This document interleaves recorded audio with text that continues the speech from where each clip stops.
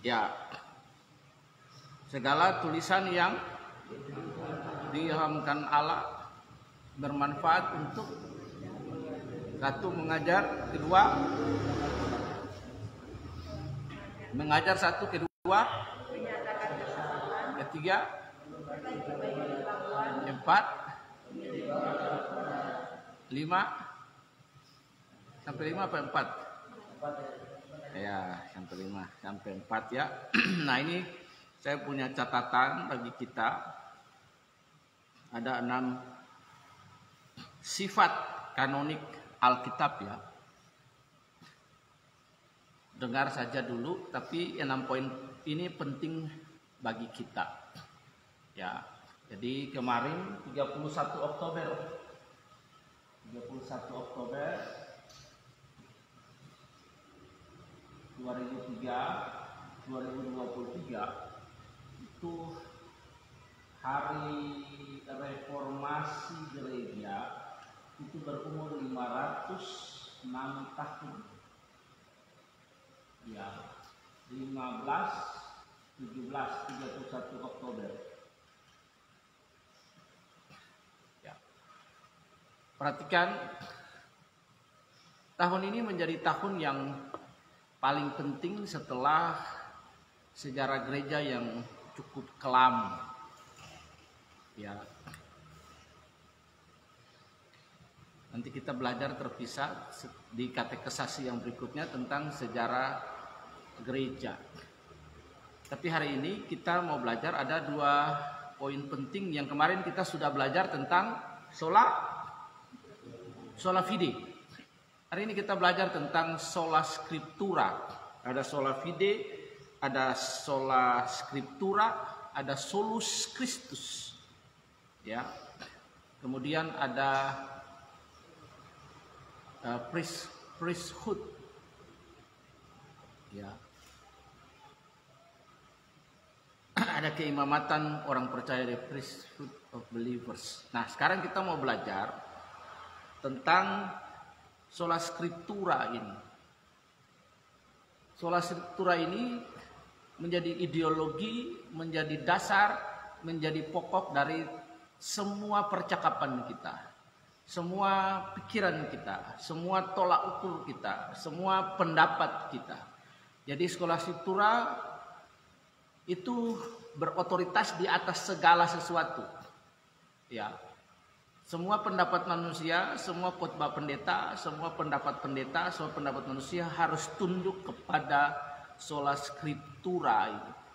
Ini begitu penting. Jadi hanya Alkitab saja yang menjadi dasar, menjadi sumber kita bernarasi, kita berlogika di dalam segala hal. Dalam pola pikir Kristen, Alkitab menduduki posisi yang utama atau posisi yang penting ya. Jadi sola scriptura adalah hanya Alkitab, hanya Bible saja, sederhananya begitu. Karena itu kita adalah gereja Protestan, tetapi aliran kita ya aliran Pentakosta, tetapi kita adalah aliran Protestan. Protestan itu artinya protestamen, artinya back to the Bible, kembali kepada skrip, kembali kepada scriptura, kembali kepada testamen. Jadi itu penting ya. Jadi Protestan itu artinya protestamen, kembali kepada testamen, kembali kepada Alkitab. Nah, supaya kalian tahu, nanti kalian akan berjumpa dengan berelasi secara sosial di kampus, kemudian di sekolah, akan ada orang-orang yang mengajukan pertanyaan kepada kalian. Kalian juga akan menemukan orang yang skeptis dengan Kristen. Kalian juga akan menemukan orang yang revenge to Kristen. Ya, orang yang revenge, orang yang defense ya untuk kekristenan yang kalian anut. Bagaimana sikap attitude kita berdiri untuk menjawab posisi kita, untuk memberikan pertanggungjawaban. Bukan hanya pendeta seperti saya, tetapi juga kalian punya hak untuk memberikan pertanggungjawaban atas iman yang kalian anut. Karena itu kita perlu belajar ya. Jadi sola scriptura, sederhananya katakan sola scriptura. Sola scriptura. Nah, itu penting. Jadi ingat, jadi sekolah skriptura hanya firman, hanya Alkitab ini. Tidak boleh yang lain. Alkitab yang paling teratas dari semua pendapat manusia, dari semua khotbah pendeta, semua teologi pendeta, segala sesuatu dihasilkan dari Alkitab. Pemikiran kita, narasi kita, ideologi Kristen kita itu bersumber dari Alkitab sebagai satu-satunya perkataan Allah. Ya. Siapa yang menulis Alkitab? Ya, manusia yang menulis Alkitab. Jadi Alkitab kita tuh bukan langsung tiba-tiba gedebuk jatuh dari langit, enggak. Allah mewahyukan perkataan-perkataannya kepada orang-orang yang berbeda, pada zaman yang berbeda, orang dengan latar belakang yang berbeda. Misalnya Amos, pemungut buah ara dari Tekoa. Kemudian ada Markus dalam perjanjian baru. Cara Markus menulis berbeda dengan cara Lukas menulis dan lain sebagainya. Kepada Nabi Yesaya, kepada Nabi Hezkiel dan lain, Musa yang menulis 5 kitab Pentateuch. Ya. Allah mewahyukan perkataan-perkataannya kepada pribadi yang berbeda dan mereka menuliskannya menjadi sebuah spiritual divine heritage yang sampai kepada kita yang berotoritas dalam hidup ini. Jadi Alkitab itu menduduki posisi yang penting di atas segala sesuatu, harus kita paham, kita pegang itu baik-baik. Nah, karena itu kita belajar yang pertama dari 2 Timotius pasal 3 ayat 16 yang menjadi landasan kita, maka Alkitab itu memiliki sifat otoritas, katakan otoritas. Ya. Alkitab memiliki sifat otoritas sebagai satu-satunya sumber firman Allah yang dapat kita ketahui saat ini. Ya. Otoritas Alkitab menuntut setiap orang percaya harus tunduk dan taat pada setiap kebenaran firman Tuhan yang tertulis di dalamnya. Ya. Menolak Alkitab sama saja menolak firman, menolak Allah yang telah berfirman di dalamnya. Ya. 2 Timotius 3:16 baca tadi. Baca dengan suara yang keras, satu orang baca. 2 Timotius 3:16. 2 Timotius 3:16.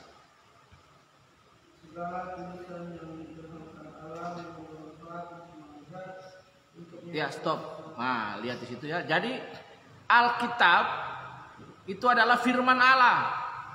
Perhatikan ya. Konstruksinya berpikir harus begitu. Alkitab adalah firman Allah. Ya, Bible not content by word of God. Alkitab bukan berisi firman Allah. Berisi firman Allah itu orang liberal. Sebab yang tidak berisi, sebab kalau Alkitab berisi firman Allah berarti yang tidak terisi di dalam bukan firman. Jadi perhatikan ini dengan baik sekali. Jadi Alkitab 100% is the word of God. Firman itu ada 3. Ya. Yang pertama Yohanes 1 ayat 1. Pada mulanya firman itu bersama-sama dengan Allah. Dan firman adalah Allah. Jadi firman dalam pengertian konstruksi Kristen. Itu yang pertama Yohanes 1 ayat 1. Firman itu adalah pada mulanya firman bersama-sama dengan Allah. Dan firman itu adalah Allah. Itu harus diperhatikan. Kemudian yang berikut adalah Davar Elohim. Ya. Kita dapat membuka di dalam Ibrani. Ibrani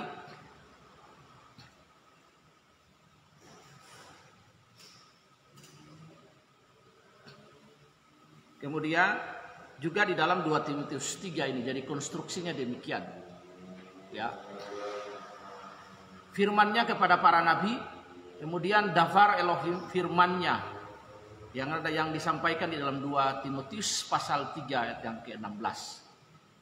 Dan di dalam Injil Yohanes pasal yang pertama ayat yang pertama. Dan firman itu telah menjadi manusia. Merujuk kepada pribadi Kristus Yesus yang ilahi, yang divine. Dia adalah Tuhan, dia adalah juru selamat. Jadi kembali lagi, ketika orang bertanya, maka kita perlu menjawab bahwa kitab suci orang Kristen itu satu berotoritas. Sedikit saja keraguan kepada firman Tuhan ini, kepada Alkitab ini, maka saudara menolak Allah yang telah berfirman di dalamnya. Jadi 100% Alkitab itu berotoritas. Katakan amin. Ya, harus kita mempertahankan pernyataan bahwa Alkitab itu bukan sembarang kitab, tapi itu adalah perkataan Allah yang diwahyukan, yang ditulis oleh manusia juga, oleh para nabi, para rasul. Nah, ini harus diingat. Alkitab menuntut kita untuk percaya dan tunduk mutlak pada setiap kebenaran firman Tuhan yang tertulis di dalamnya. Perhatikan ekstrimnya. Menolak Alkitab sama saja dengan menolak Allah yang telah berfirman. Karena itu setiap perkataan yang ada di dalam ini harus dipelajari, dipahami dengan baik. Pertama, percaya kepada Alkitab memiliki otoritas. Sebab kalau kita percaya saja dan kita menolak otoritas Alkitab, maka perkataan-perkataan Allah yang memberi hidup yang ada di dalam itu dia tidak akan berkuasa dan merubahnya. Jadi Alkitab yang ada di tangan kita, baik yang ada di gadget, di HP, di tab yang Anda pegang, itu punya sifat yang pertama adalah bersifat otoritatif. Jadi itu harus dipedomani. Ketika orang mempertanyakan keabsahan kitab suci, maka Anda menjawab Alkitab saya adalah Alkitab yang berotoritas. Sebab Allah yang memberi ilham revelation kepada para penulis kitab suci untuk menulis Alkitab Allah yang sama, memberikan pernyataan kepada orang yang berbeda dalam waktu dan tempat yang berbeda, menulis pesan yang sama, the word of God. Jadi itu harus diingat dengan penting sekali. Jadi Anda harus mempercayai Alkitab, otoritasnya atas kehidupan yang mengikat, mengatur, membimbing, menolong setiap. Karena itu ideologi kita adalah ideologi sola scriptura. Hanya Alkitab yang menjadi tolak ukur bagaimana konstruksi Alkitab menolong kita sebagai orang Kristen untuk berpikir, bertindak, berlogika. Semua bersumber dari kebenaran firman Tuhan. Dan hanya Alkitab saja yang dapat membangun iman kita. Semua liturgi ibadah itu hanya tools. Semua liturgi ibadah, puji-pujian, penyembahan, tata cara ibadah itu hanya sarana tools saja. Dia tidak membangun iman kita. Tetapi yang membangun iman kita adalah Word of God ini, sola scriptura, Alkitab ini. Roma pasal 10 ayat 17. But faith come from hearing and hearing the word of God. Katakan amin. Ya. Iman timbul oleh pendengaran dan pendengaran akan firman Kristus. Iman tidak timbul dari liturgi yang lain. Iman tidak timbul dari Anda bermain musik, menyembah, puji-pujian, 2 lagu penyembahan, 1 lagu penyembahan, 1 lagu pujian, 1 lagu cepat, lagu lambat, dan lain sebagainya. Berbagai liturgi apapun. Tetapi iman timbul oleh pendengaran dan pendengaran akan firman Kristus. Davar Elohim. Itu harus diingat. Ya. Kemudian yang berikut, sifat Alkitab yang kedua adalah sifat infallibility, yang berarti apa yang disampaikan di dalam kitab suci secara keseluruhan dapat dipercaya sebagai kebenaran Allah yang dapat diandalkan. Yang kedua, sifat katakan infallibility. Bersama suara besar, infallibility. Supaya dia didengar lalu dia masuk dalam pikiran kita. Infallibility. Yang berarti apa yang disampaikan di dalam kitab suci secara keseluruhan 66 kitab. Ya, 66 kitab. Perjanjian berapa? Perjanjian lama 30, perjanjian baru 27 kitab. Ya.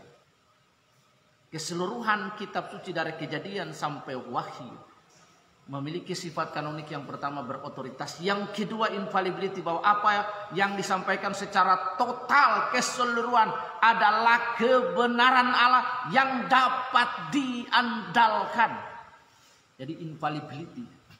Jadi seluruh yang disampaikan di dalam kitab suci dari Kejadian pertama dengan kalimat bara Elohim itu sampai kepada kitab Wahyu pasal yang ke-22 itu semuanya dapat diandalkan dan dipercaya sebagai kebenaran Allah yang dapat diandalkan. Nah itu. Jadi betapa kitab suci kita yang ada di tangan kita itu adalah kebenaran Allah yang dapat diandalkan. Kebenaran menurut kekristenan Yohanes 8 ayat 32. If you know about the truth shall make you free. Jika kamu mengenal kebenaran, kebenaran itu akan memerdekakan kamu. Yesus berkata, aku adalah jalan kebenaran. Suatu saat Pilatus berkata kepada Yesus, Quis est veritas, apa itu kebenaran? Yang berdiri di depan Tuhan Yesus itu, yang berdiri di depan Pilatus itu pribadi Yesus, personal. Tapi Pilatus mempertanyakan pernyataan yang impersonal. Pilatus bertanya, apa itu kebenaran? Kalau Pilatus bertanya siapa itu kebenaran, Yesus akan berkata, Yohanes 14 ayat 6, aku adalah jalan kebenaran. Tapi Pilatus berkata, Quis est veritas, apa itu kebenaran? Yesus tidak menjawab. Kebenaran menurut versi Pilatus adalah hukum Roma dan lain sebagainya. Tapi kebenaran menurut versi Kristen, Bapak Ibu perhatikan, anak-anak perhatikan, adalah pribadi Yesus. Injil adalah kekuatan Allah yang menyelamatkan. Seluruh Alkitab ini, perjanjian lama sampai perjanjian baru, adalah kebenaran Allah yang dapat diandalkan. Firman-Mu berkata, kau besertaku, maka kuat roh dan jiwaku. Firman-Mu pelita bagi kakiku, terang bagi jalanku. Jadi betapa kita harus mencintai kitab suci kita, membaca kitab suci kita sebagai kebenaran yang dapat diandalkan.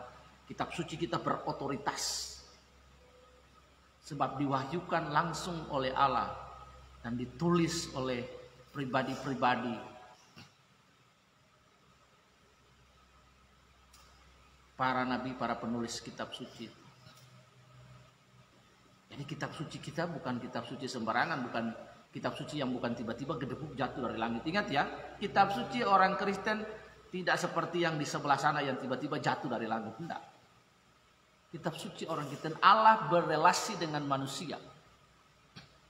Ya, objek relasi Allah adalah manusia ciptaannya. Dia memberikan wahyu, hikmat, revelation, pernyataan-pernyataan. Mereka menulis perkataan-perkataan Allah under the revelation of the Holy Spirit, of the sovereign, of the Spirit of God. Menulisnya bagi kita sampai hari ini. 66 kitab. 39 PL dan kemudian 27 PB. Itu lengkap. Jadi Alkitab memiliki sifat infallibility, artinya semua keseluruhan dapat dipercaya sebagai kebenaran Allah yang dapat diandalkan. Tidak boleh yang lain. Ya, kitab suci itu.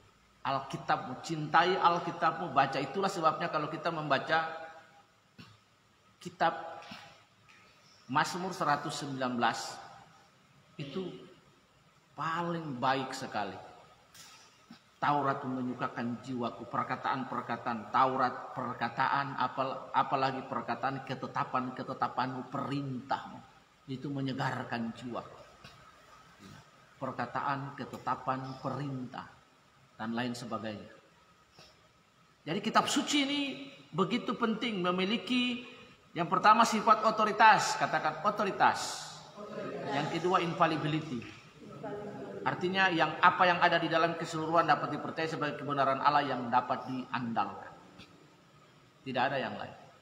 Hanya firman Tuhan yang dapat merubah kehidupan kita. Yang berikut, sifat ketiga Alkitab yaitu ineransi, katakan ineransi. Artinya Alkitab menunjukkan bahwa Alkitab tidak memiliki kesalahan dalam tulisannya, sebab Allah lah yang berfirman dan menginspirasi para penulis Alkitab. Alkitab tanpa salah. Jangan pernah sekali kalau orang bilang Alkitabmu salah. Atau Alkitab memiliki kontradiksi. Alkitab tidak memiliki kontradiksi satu dengan yang lain. Alkitab jauh melampaui logika kita. Ya. Kalau kita tidak mengerti, wajar. Ya. Intralogika. Alkitab pemahaman kita. Jadi perhatikan dengan baik. Tidak ada cacat, tidak ada salah sedikit pun. Sebab perkataan yang keluar dari mulut Allah. Yang 2 Timotius 3:16. Pasagrafe Theopenitos kai Ovelimos. Roh didas kalian eparnatosinten iodio kayo sumi. Jadi segala tulisan yang diilhamkan Allah. The revelation by under the Spirit. Bayangkan di situ. Allah sendiri, pribadi Allah, pencipta itu, yang ilahi itu, sang keberadaan itu, memberikan wahyu untuk para penulis Alkitab menulis. Karena Allah adalah sang kebenaran, maka segala yang difirmankannya tidak mungkin salah. Jadi kalau nanti Anda membaca Alkitab, lalu tidak mengerti, minta Roh Kudus, sebab Roh Allah yang mewahyukan. Roh Allah juga yang memberikan pengertian supaya kita dapat memahami. Amin. Ini yang penting, sehingga kita cinta sekali dengan kita punya kitab suci. Kita bangga dengan kita punya kitab suci. Kita tahu kitab suci kita. Alkitab itu berotoritas. Alkitab itu infallibility. Semua kebenaran dapat diandalkan. Alkitab tanpa salah. Sehingga kita dapat memberikan pertanggungjawaban ketika orang bertanya kepada kita kitab suci kita. Ini yang penting. Yang keempat, katakan necessity. Artinya Alkitab menjadi suatu keharusan atau kebutuhan bagi setiap orang.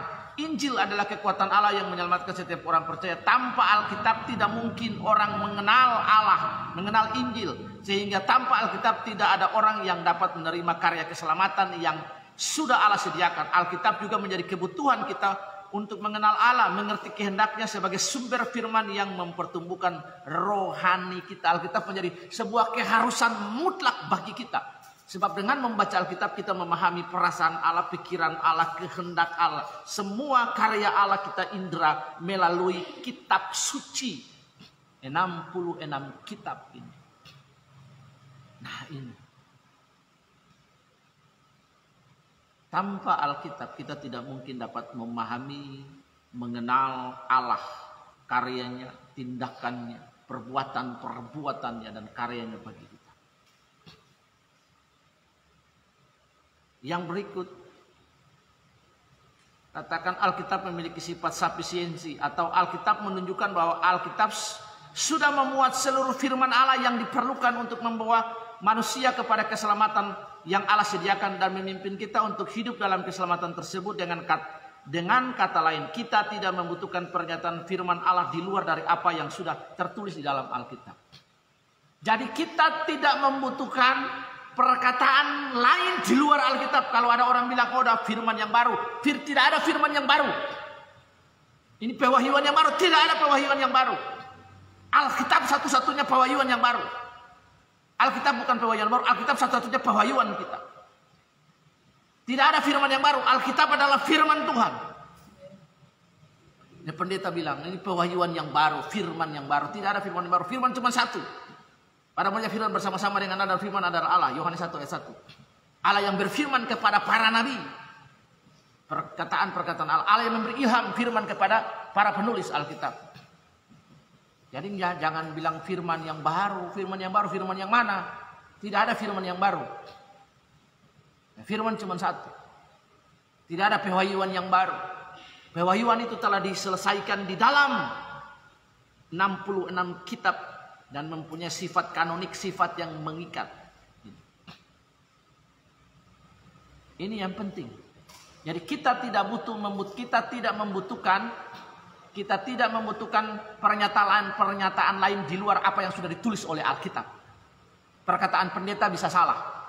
Perkataan pengkhotbah bisa salah. Perkataan pendeta bisa nyaplir. Tapi firman Allah tidak berubah kekal. Tidak mungkin salah, katakan amin. Benar adanya. Karena itu kita harus membenamkan diri. Itulah sebabnya kita harus sering berkata, demikianlah firman Allah. Ini yang penting sekali bagi kita. Jadi mari kita rajin membaca Alkitab.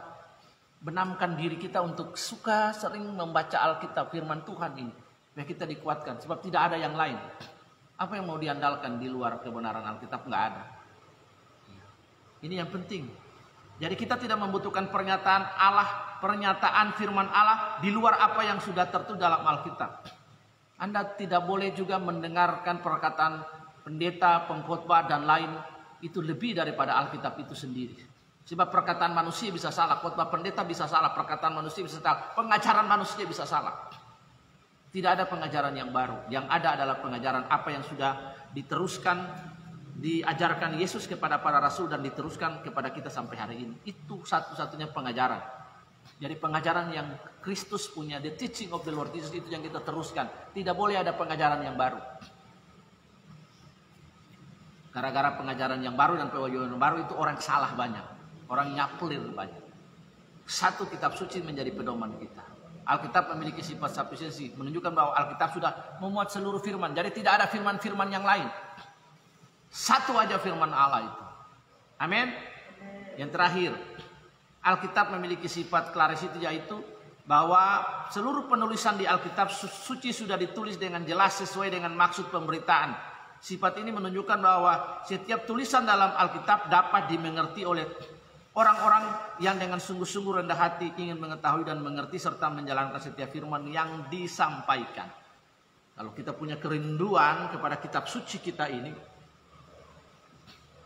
maka kita punya kerinduan untuk belajar, mengetahui dan mengerti.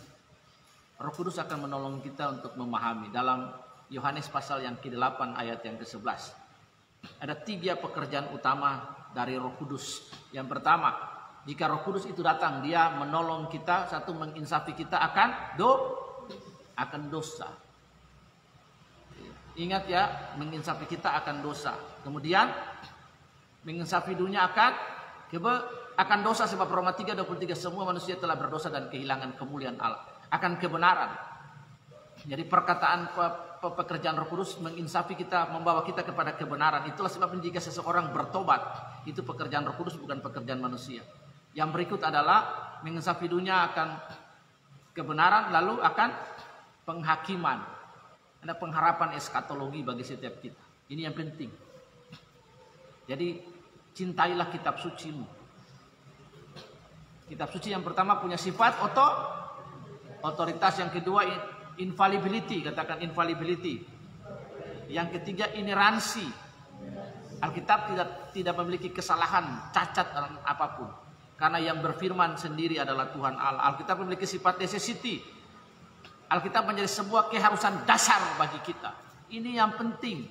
Yang kelima, Alkitab memiliki sifat sufisiensi. Alkitab menunjukkan bahwa yang seluruh firman Allah diperlukan untuk membawa manusia kepada keselamatan. Jadi kita tidak membutuhkan perkataan-perkataan yang lain. Banyak orang berpegang kepada perkataan gembala, seolah-olah perkataan gembala, perkataan pendeta, perkataan dosen, perkataan pengajar itu lebih hebat dari perkataan Alkitab. Semua harus tunduk di atas Alkitab. Argumen-argumen apapun, pendapat apapun harus tunduk di bawah otoritas Alkitab. Otoritas Alkitab itu menduduki posisi yang paling teratas sebagai pusat dogma kita, pusat doktrin kita, pusat ideologi kita. Tidak ada yang lain. Setan takut kepada firman Tuhan. Setan tidak takut kepada perkataan pendeta. Sebab perhatikan, ada rohaniawan 7 anak Skewa. Kami usir dalam nama Yesus. Setan bilang apa? Yesus aku kenal, Paulus aku ketahui. Kamu siapa? Dapat cakar lari telanjang. Hanya perkataan Allah yang memberi hidup. Perkataan Allah, every single word that come out from the mouth of God, from the sovereign Lord, is very powerful. Sangat berkuasa, katakan Nabi. Karena itu baca Alkitab, cintai Alkitab, renungkan Alkitab. Firman-Mu menyegarkan jiwaku, ketetapan-ketetapan-Mu begitu manis seperti madu. Perkataan-perkataan Taurat-Mu menyenangkan jiwaku, peraturan-peraturan-Mu menyegarkan hatiku. Nah, itu kan. Nah ini yang penting. Karena itu rajin baca kitab suci, cintai kitab suci. Coret Alkitabmu itu, bikin catatan kecil, 1 hari baca 1 pasal kalau boleh. Cintai kitab suci supaya kita hidup. Sebab faith come from hearing and hearing the word of God. Ini yang penting. gereja dalam masa kekelaman itu lahirlah transformasi dan reformasi gereja. Seorang yang bernama Martin Luther, seorang rahib, mendapat pencerahan dan wahyu daripada Roh Kudus, daripada Allah.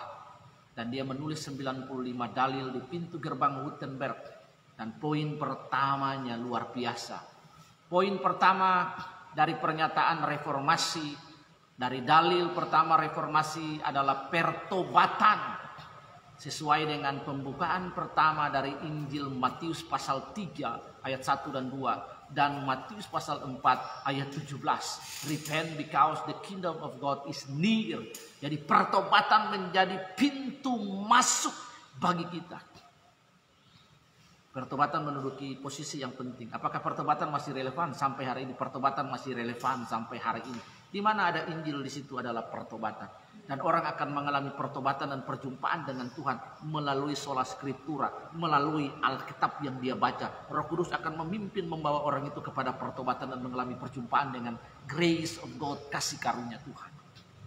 Karena itu jangan sampai hari ini kita menjadi generasi strawberry, generasi yang rapuh without God, ya, generasi strawberry.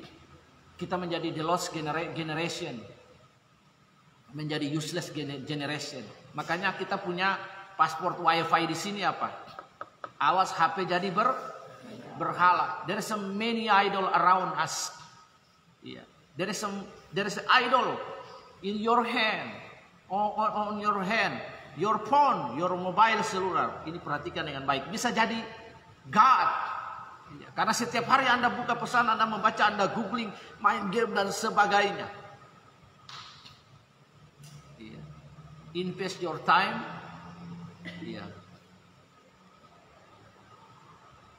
10 minutes, 30 minutes, untuk baca Alkitab ini dengan baik. Satu pasal, buat catatan singkat. Sebab tidak ada yang menyegarkan jiwa, tidak ada yang menyenangkan jiwa, tidak ada yang membaharui kita selain firman Tuhan. Sebab kalau firman Tuhan itu, perhatikan Mazmur 119 ayat 9. Dengan apakah seorang muda mempertahankan kelakuannya? Yaitu dengan merenungkan firman Tuhan. Taurat menyukakan jiwaku. Taurat menyegarkan aku. Jiwaku disegarkan. Ketetapan-ketetapanmu, peraturan-peraturanmu, perintahmu, perkataan-perkataanmu itu yang menguatkan aku. Tidak ada hal yang lain yang dapat membuat iman kita bertumbuh. Hanya kitab suci. Jadi kitab suci yang Anda pegang itu mempunyai 6 sifat. 6 sifat itulah yang kita pegang dan kita percaya. 6 sifat ini dihasilkan oleh bapak-bapak gereja dan oleh tradisi reformasi.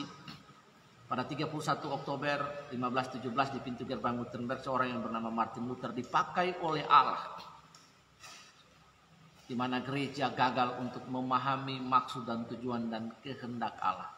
Allah mengembalikan gereja kepada posisinya, di mana pertobatan menjadi hal yang paling fundamental dalam hidup Kristen dan hidup berelasi dengan Allah. Sebab tanpa pertobatan tidak mungkin seorang berkenan kepada Allah. Saya ingin menutup sebelum kita berdoa. Cintailah Alkitab, bacalah Alkitab. Seberapa Anda membaca Alkitab, demikianlah perjalanan kehidupan rohanimu. Ya. Nah, ini yang penting. Baca Alkitab di HP sebentar sebelum tidur. Baca berulang-ulang Mazmur 119 itu. Tidak ada hal yang ada waktu di mana akan datang bahwa kalian, Alkitab berkata ada waktu untuk membaca, untuk menangis, ada waktu untuk tertawa, ada waktu untuk perang. Sebab saya percaya ada waktu di mana tidak ada waktu untuk membaca Alkitab. Karena itu dari sekarang isilah, fulfill your heart, your soul, your mind with read Bible. Cintailah kitab suci. Setiap hari baca kitab suci. Mau tidur sebentar saja. Satu pasal baca sama pasal yang pendek-pendek, tapi baca supaya firman Tuhan itu berkuasa atas hidupmu. Katakan amin. Ini coloring your mindset, your soul, your thought with the word of God. Jangan warnai dengan hal yang lain. Jangan warnai dengan reload, kill him, savage, dengan Mobile Legend, dengan apa lagi, hal-hal yang lain. Warnailah hari-hari hidup kita dengan merenungkan kitab suci. Buatlah renungan-renungan singkat. Sehingga teman-teman dapat melihat. Gunakanlah medsosmu, TikTokmu untuk share firman. Bikinlah video-video pendek, kata-kata yang memotivasi, yang ada firman Tuhannya. Sebab firman Tuhan itu berbeda dengan kata motivasi. Amin. Firman Tuhan berbeda dengan motivasi. Ada orang yang suka memberi motivasi tapi hidupnya hancur rusak. Perkataannya dia tidak menjadi teladan. Anda perhatikan Golden Ways. Siapa itu yang bikin Golden Ways, yang MT namanya? Mario Tidak Teguh. Ya kan? Kasusnya datang menghampiri dia. Menikah 2 kali, anak kandungnya disangkal dan lain sebagainya. Ya, lihat di situ. Dia menjadi seorang motivator tapi dia tidak menghidupi perkataannya. Hanya firman Tuhan yang menjadi the golden ways kita, tidak lain tidak bukan firman Allah. Katakan amin. Ya. Sebab untuk Alkitab itu sampai pada era kita ada darah yang tertumpah, ada harga yang dibayar sampai Alkitab ini dapat ditulis. Anda baca William Tyndale yang lari dari satu tempat ke tempat lain karena hanya untuk menyalin Alkitab. Ini harus, karena itu cintailah Alkitab. Sebab orang yang menerjemahkan Alkitab dan sampai kepada bahasa kita itu butuh biaya, butuh pengorbanan, butuh waktu, tenaga, darah, air mata. Sampai Alkitab ini bisa disalin ke dalam bahasa kita. Cintailah Alkitab. Dengan membaca Alkitab kita dapat memahami perasaan Allah, kehendak Allah. Dapat berelasi dengan Allah. Dengan perkataan-perkataan yang ditulis. Sebab 4 poin tadi yang ditulis bahwa segala tulisan yang diilhamkan Allah, yang pertama bermanfaat untuk apa? Mengajar. Yang kedua, menyatakan ya, hanya Alkitab yang bisa menyatakan kesalahan kita. Kalau saya bilang kamu berdosa, kamu bisa lawan, kamu siapa jadi hakim atas saya? Tapi Alkitab berkata semua orang telah berdosa. Siapa mau bantah Alkitab? Siapa mau bantah perkataan Allah? Kalau saya bilang kamu orang berdosa, kamu bisa bantah Bapak, kamu bisa bantah saya. Sabar dulu Pak Pendeta. Pak Pendeta jangan jadi hakim atas saya. Tetapi ketika perkataan Allah itu sampai kepada kita, tidak seorang pun yang berani angkat muka. Tidak seorang pun yang berani melawan perkataan Allah. Sebab semua manusia telah berdosa dan kehilangan kemuliaan Allah. Itu Alkitab yang bilang. Jadi Alkitab apa? Menyatakan dosa. Itulah sebabnya hari ini kita berdoa kuat. Generasi kalian ini menjadi generasi danger. Sebab di sekeliling Anda, di TikTok sudah ada, Instagram, Facebook sudah ada. Kalian lihat, LGBT sudah masuk di bangsa ini, merusak. Bahkan ada di sekeliling kita. Ada di kota ini juga. Homo, penyuka liang tai bau itu. Yang perempuan lesbi, perhatikan baik-baik sekali. Jika Anda tidak hidup dalam kebenaran, ini menjadi generasi yang danger generation. Di sekeliling kita ada bahaya mengancam Anda. Jika Anda tidak kuat dengan pemahaman, Anda bisa ikut, oh ini publik orang Kristen, tidak apa-apa. Orang Kristen juga begitu. Orang Kristen tidak ada kumpul kebo. Orang Kristen juga tidak mengenal seks pranikah. Baku pala dulu, baku sikat dulu. Kayak kawin anjing, habis itu baru kawin di gereja, pendeta kasih nikah, pendeta kurang ajar. Itu baik-baik ya. Jadi hanya Alkitab yang bisa menyatakan orang berdosa. Itulah sebabnya Alkitab mau dimusnahkan, Alkitab mau dihancurkan. Sebab yang bisa menyatakan orang berdosa cuman firman Allah, tidak lain tidak bukan. Yang berikut apa? Ketiga.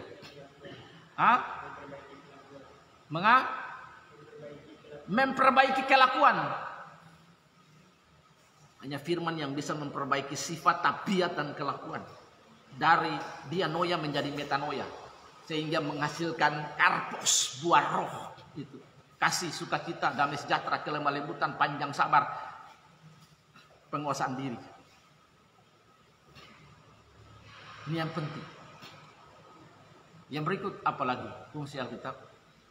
Membawa orang kepada kebenaran. Membawa orang kepada kebenaran. Siapa itu kebenaran? Yesus.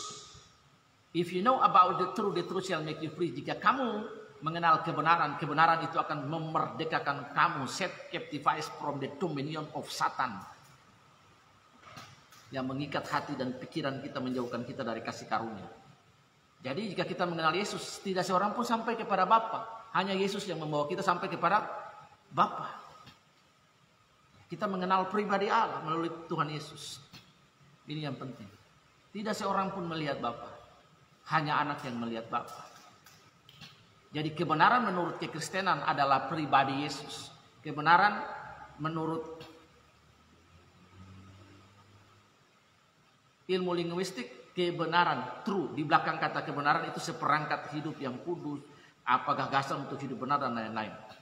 Kebenaran seperti itu, menurut ilmu linguistik kita tidak bisa berelasi dengan kebenaran itu. Tapi kalau kebenaran yang adalah the personality of Jesus Christ, kita dapat berelasi dengan kebenaran itu. Sebab kebenaran menurut kekristenan adalah pribadi Yesus. Amin. Roh Kudus membawa orang untuk bertobat dan berjumpa dengan kebenaran. Itulah pekerjaan ketika seseorang bertobat. Karena itu saya paling marah ketika ada orang berkata, hamba Tuhan berkata, itu saya yang bawa dia, saya yang mempertobatkan dia, nenek moyang. Yang mempertobatkan manusia hanya pekerjaan Roh Kudus, katakan amin. Yang membawa orang untuk mengenal pribadi Yesus. Bukan pekerjaan manusia, siapa dia bisa bawa orang. Kita punya tugas memberitakan Injil yang adalah kekuatan Allah yang menyelamatkan. Pemberitaan kita itu diurapi oleh Roh Kudus dan Roh Kudus menginsafi orang, membawa orang kepada sang kebenaran, kepada pribadi Yesus. Katakan amin.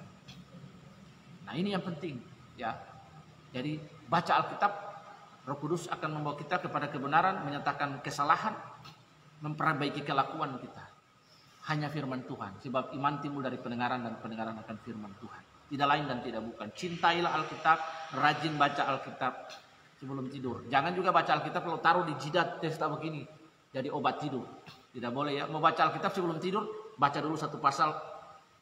Kalau Anda tidak mengerti, maka bacalah kitab Amsal. Sebab kitab Amsal itu tidak butuh kita banyak untuk melakukan tafsir. Amsal itu bahasa hari-hari, pergaulan hari-hari. Dia hidup. Contoh, iya. Bacalah kitab Amsal itu. Sebelum tidur baca ayat Amsal 1 ayat 7. Takut akan Tuhan adalah permulaan hikmat dan pengetahuan, tapi orang bodoh menghina hikmat dan didikan. Iya toh? Nah, bacalah kitab Amsal, kitab Mazmur. Sebab ketetapan-ketetapan Tuhan menyukakan, peraturan-peraturan Allah itu menolong menyukakan kita. Amin. Jadi kita punya gerakan di sini baca Alkitab. Ya. Nanti hari Sabtu jam 9 semua baca kitab suci. Mama nanti Alkitab yang ada di dos yang di belakang itu ada 10 dikeluarkan lagi. Ya, itu dibaca, buat catatan, dibaca, buat catatan. Supaya otak di pikiran ini tidak saja diwarnai oleh TikTok, TikTok, Reel dan lain, game, apalagi anak-anak muda ini gaming, ya, dan lain sebagainya. Tapi juga diwarnai oleh kebenaran firman Tuhan. Amin. Lalu buatlah, saya sudah ngomong berulang-ulang, buatlah video-video pendek tentang firman Tuhan. Share. Sebab Anda tidak tahu ada banyak orang di belahan dunia sana. Ketiga, Anda membuat kebenaran firman Tuhan di akun sosial, tiba-tiba ada orang mau bunuh diri. Lalu Anda bilang hanya Yesus yang sanggup, bla bla bla. Dia baca, dia nggak kenal kamu, tapi dia baca tulisanmu di Facebook, dia bertobat. Dan itu saya alami.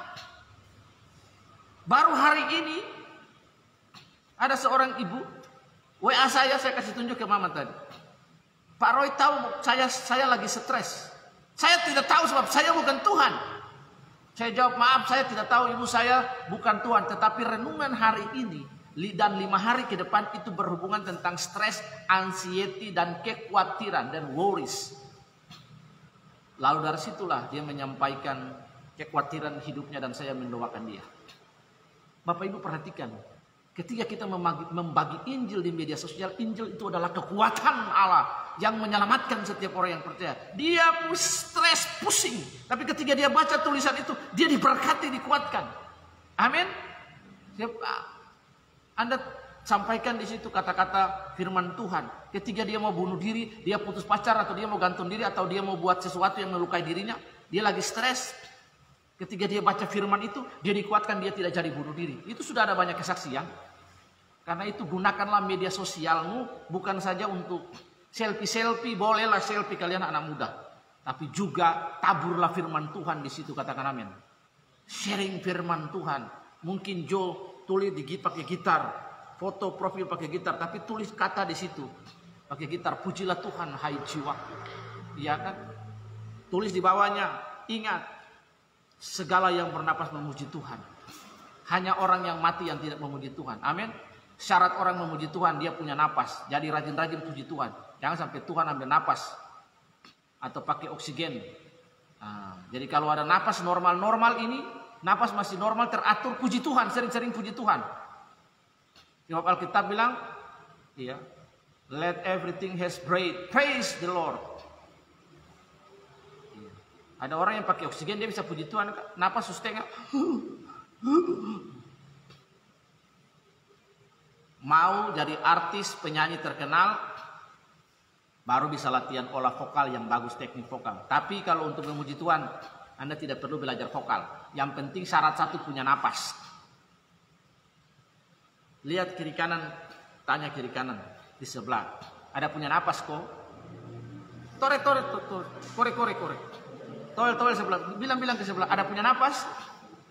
Ya. Atau di sebelah, lihat. Ada punya napas, tanya. Senyum lo lihat. Ya. Kalau punya napas, puji Tuhan. Ya. Amin. Ya. Sebab kalau Anda sudah punya gelar di depan yang melebihi segala gelar almarhum, itu gelar itu paling bahaya itu. Sudah gelar almarhum, itu memuji Tuhan bagaimana lagi.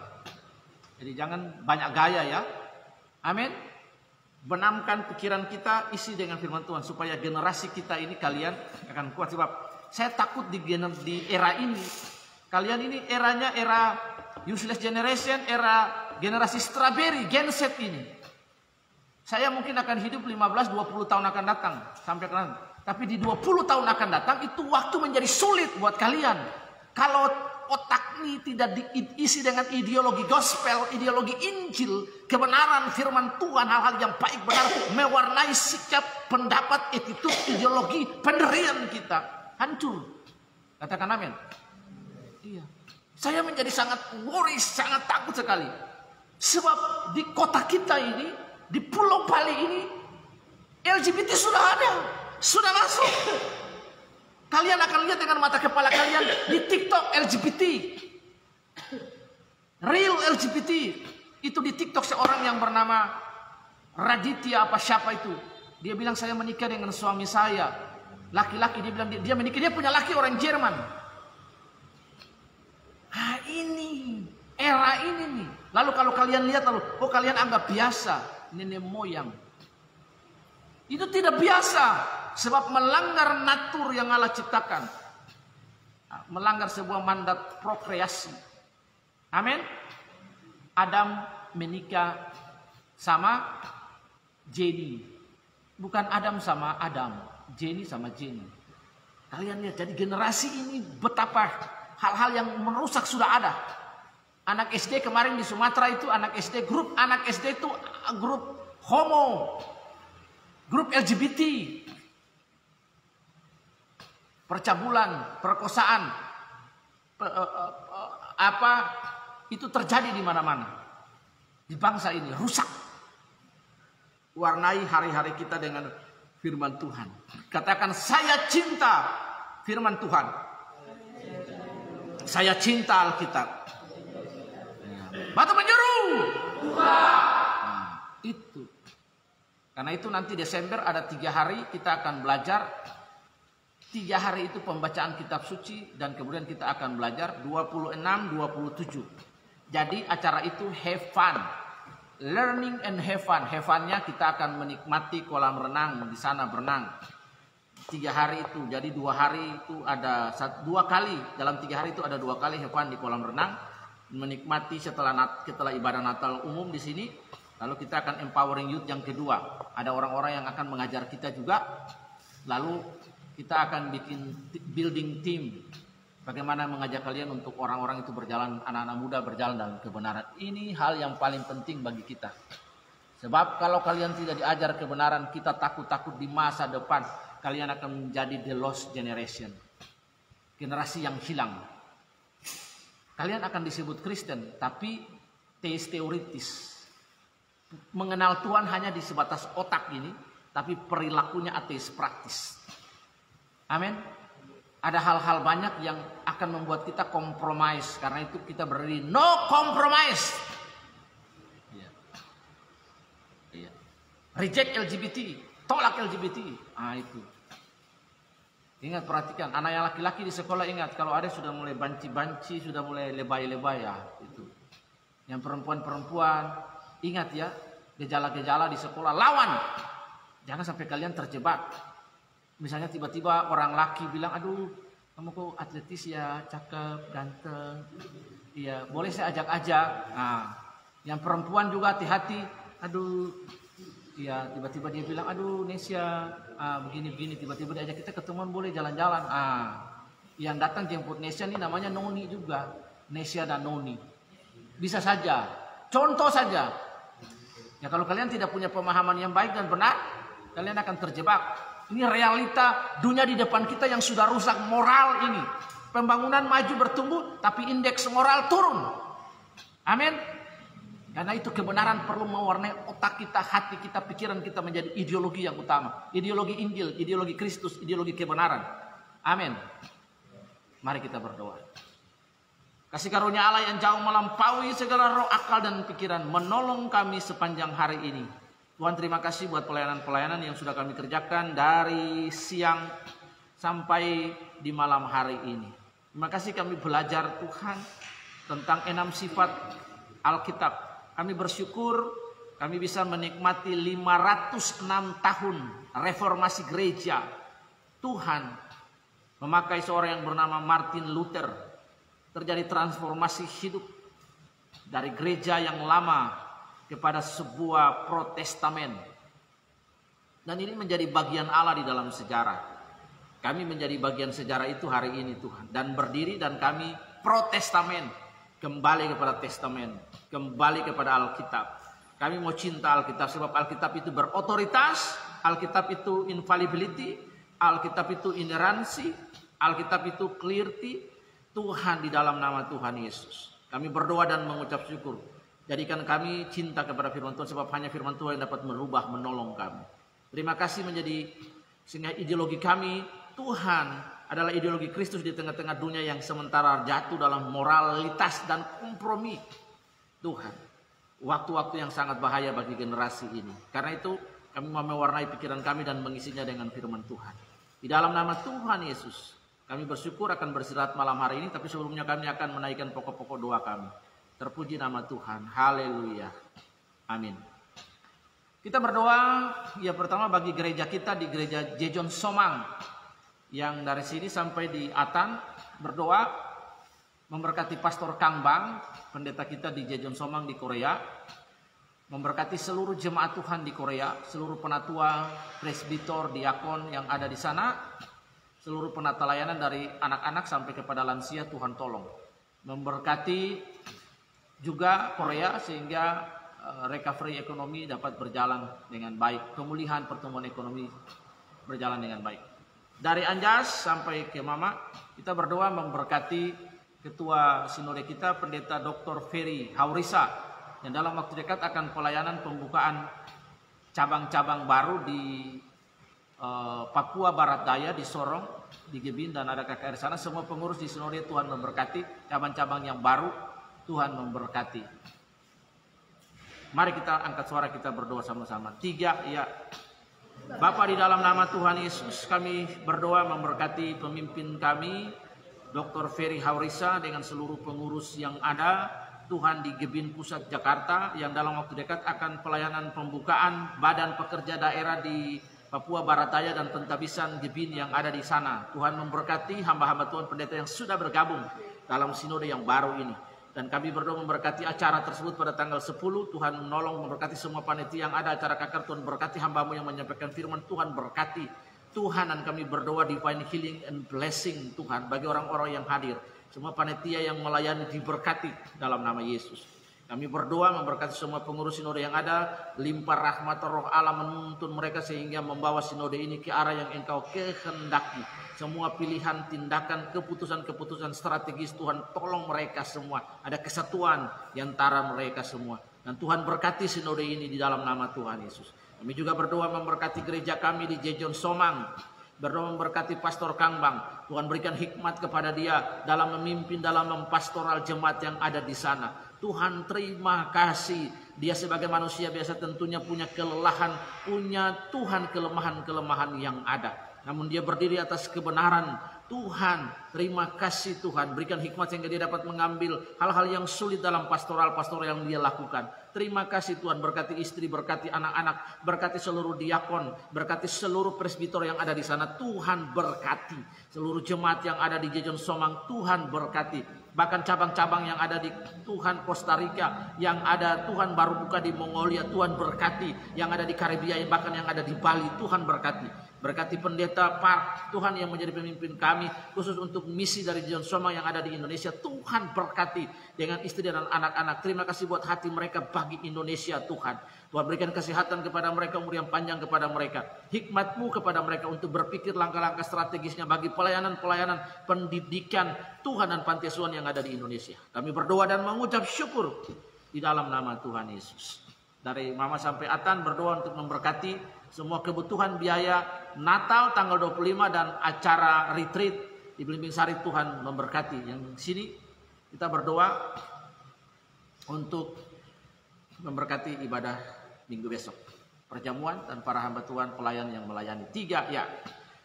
Bapak kami berdoa Tuhan memberkati kebutuhan-kebutuhan untuk Natal di dalam nama Tuhan Yesus Kristus. We have no much more money.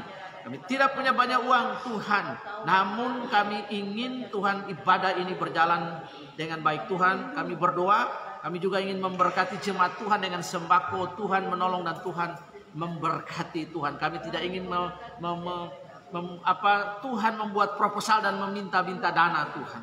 Tapi kami percaya Tuhan dari Engkau, oleh Engkau dan untuk Engkau. Kami berdoa di dalam nama Tuhan Yesus memberkati semua yang dibutuhkan. Acara empowering juga Tuhan cukupkan dalam segala sesuatu. Kami percaya bahwa Allah mencukupkan keperluan kami menurut kekayaan dan kemuliaan dalam Kristus Yesus. Kami juga memberkati acara empowering 3 hari nanti Tuhan untuk anak-anak muda ini. Kami berdoa Tuhan menolong mereka untuk mempersiapkan memasuki tahun 2024 yang penuh dengan tantangan-tantangan yang ada. Degradasi moral yang ada, penurunan nilai-nilai kebenaran ya Tuhan. Kami berdoa mengucap syukur. Kami juga berdoa Tuhan memberkati ibadah raya besok. Semua yang terlibat pelayanan perjamuan, singer, Tuhan, WL, pemain musik yang menyampaikan firman, Tuhan memberkati. Seluruh jemaat Tuhan memberkati. Kami menyerahkan malam hari ini ke dalam tangan Tuhan. Seluruh jemaat yang ada Tuhan tolong dan Tuhan berkati rumah tangga dan pekerjaan mereka. Terima kasih untuk malam yang telah menjadi bagian dari ritme hidup kami. Kami memerintahkan diri lalu segera tidur. Tuhan menolong dan Tuhan memberkati. Tutup bungkus asrama ini dengan kuat kuasa darah-Mu Tuhan, perlindungan Allah turun bagi kami. Bangun pagi kami terus melakukan aktivitas-aktivitas yang Tuhan sudah dan telah percayakan bagi kami. Di dalam nama Tuhan Yesus. Allah menghadapkan wajah kepada kami, menyertai kami dengan wajahnya dan berikan kami damai sejahtera yang jauh melampaui segala akal dan pikiran. Sebab Engkau yang punya kerajaan, kuasa dan kemuliaan. Semua dari Engkau, oleh Engkau dan untuk Engkau. Kami sudah berdoa dan mengucap syukur. Haleluya. Sama-sama kita berkata, amin. Batu penjuru. Jangan bubar. Manifestnya dibaca. Manifestnya dibaca, manifest. Jangan lupa manifest. Epo baca manifest dengan suara yang besar. Ya. Manifest